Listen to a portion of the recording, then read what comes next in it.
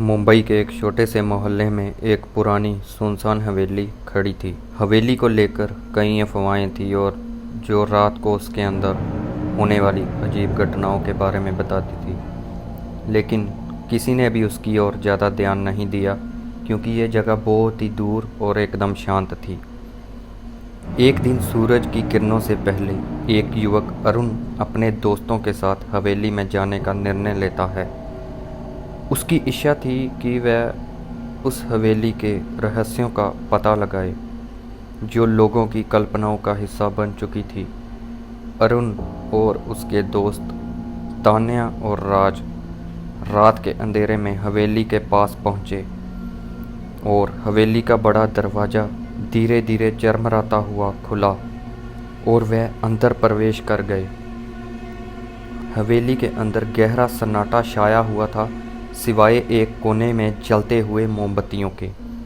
अचानक हवेली के अंदर एक ठंडी हवा चलने लगी और उन्होंने सुनी जैसे कोई धीमे से आहें भर रहा हो। तान्या ने फिर डरते हुए कहा, क्या तुम लोग भी सुन रहे हो? अरुण ने उसकी चिंता को नकारते हुए कहा, कुछ नहीं है, बस हवा का शोर है। लेकिन जैसे ही वो अंदर गए, एक पुरानी तस्वीर दीवार पर दिखाई दी। वह तस्वीर एक महिला की थी जो पिघले हुए चेहरे के साथ एक अजीब सी मुस्कान के साथ दिख रही थी। जैसे ही उन्होंने उस तस्वीर के करीब जाकर देखा, तान्या ने देखा कि उसकी आंखें अचानक हिलने लगी हैं। राज ने तान्या से पूछा, तुम्हें क्या हो रहा है? लेकिन तान्या कुछ नहीं कह पाई। उसकी आंखें उस तस्वीर में बंधी हुई थी। तभी एक तेज आवाज़ आई जैसे कोई सीढ़ियों पर चल रहा हो। तभी तीनों ने देखा, सामने की सीढ़ियों पर एक काली छाया ऊपर की ओर चढ़ रही थी।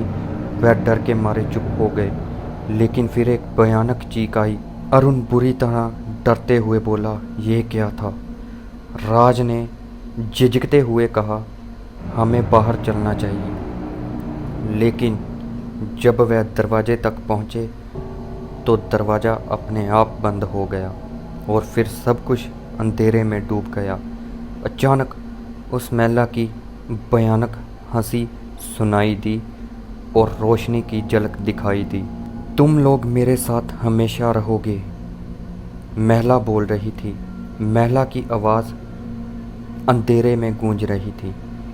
अरुण और उसके दोस्त घबराए हुए थे, लेकिन फिर उन्होंने देखा कि हवेली की दीवारें धीरे धीरे पिघलने लगी, जैसे किसी ने उन्हें छोड़ दिया हो। वो डरते हुए भागे, लेकिन जब उन्होंने मुड़कर देखा तो हवेली वहाँ से गायब हो चुकी थी। अगली सुबह जब पुलिस ने उनका पता किया तो हवेली का कोई निशान नहीं था और अरुण और उसके दोस्तों के बारे में किसी ने फिर से कुछ नहीं सुना। और आज भी उस इलाके में लोग कहते हैं, हवेली का रहस्य कभी नहीं सुलझा।